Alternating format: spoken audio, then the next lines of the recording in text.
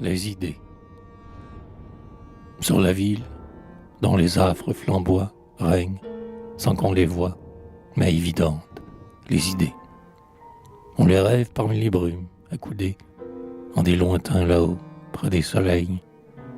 Aube rouge, midi fumeux, couchant vermeil, dans le tumulte violent des heures, elles demeurent.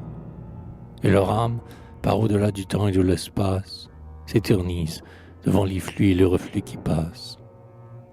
Et la première et la plus vaste, c'est la force, épanouie ou souterraine, multipliée en poings, en bras, en torse, où tout à coup sereine, dans un cerveau suprême et foudroyant. Par à travers l'or effrayant, les cris, la chair, le sang, la lie, elle apparaît, celle qui tend ou qui délie, l'énorme effort humain bandé vers la folie. Depuis que se mange ou se féconde, à chaque instant qui naît, qui meurt, les mondes, l'atome est vibrant d'elle. Elle est l'ardeur de la conquête universelle, indifférente au bien, au mal, mais haletante, en chaque assaut dont les cités sont fermentantes. Elle érige la gloire en beaux gestes dans l'air, ou bien allume, à coups d'éclair, par la nuit sourde où rien ne bouge, le crime immense avec la mort à son point rouge. Et voici la justice et la pitié, jumelles, mère au double cœur dont les claires mamelles versent le jour clément et se penchent vers tous. Ceux d'aujourd'hui les affichent deux ennemis, luttant avec des cris et des antinomies. Au nom de Christ, le maître abominable ou doux, selon celui qui interprète ses paroles. La loi qui a des S, on la proclame idole, et les codes sont des meutes qu'on dresse à mordre. Et la peur règne, mais l'ordre, qui doit s'ouvrir comme une grande fleur, libre et vive, malgré ses milliers de pétales, dont nul n'a comprimé l'ardeur, puisera l'équité dans la bonté totale.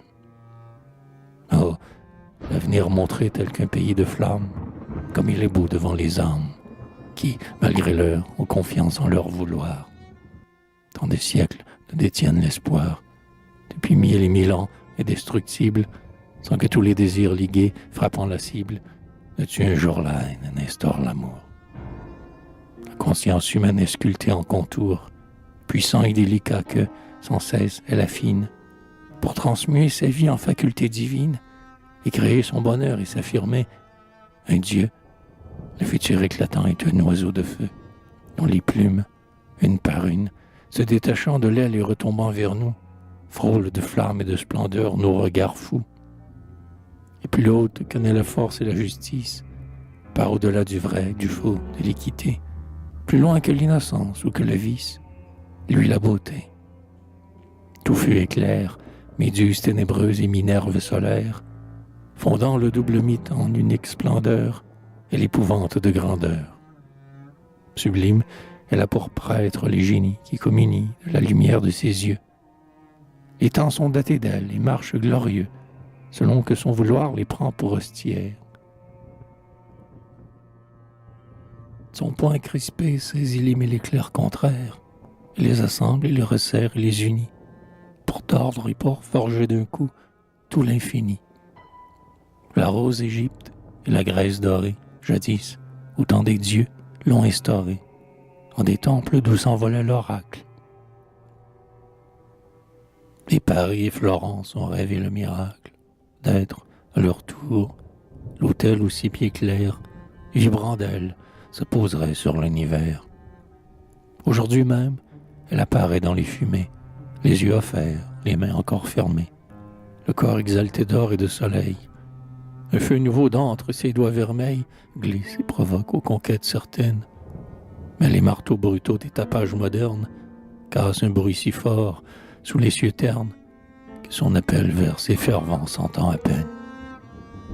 Et néanmoins, elle est la totale harmonie qui se transforme et se restaure à l'infini. Par à travers les 1000 efforts que l'on croit vains, elle est la clé du cycle humain.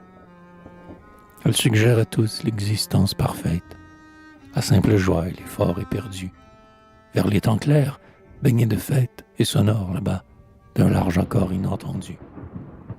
Quiconque espère en elle est au-delà de l'heure qui frappe au cadran noir de sa demeure.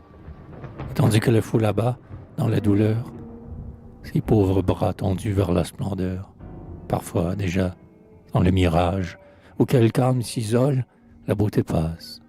Il dit les futures paroles. Sur la ville, d'où les affres flamboient, règnent sans qu'on les voie, mais évidentes, les idées.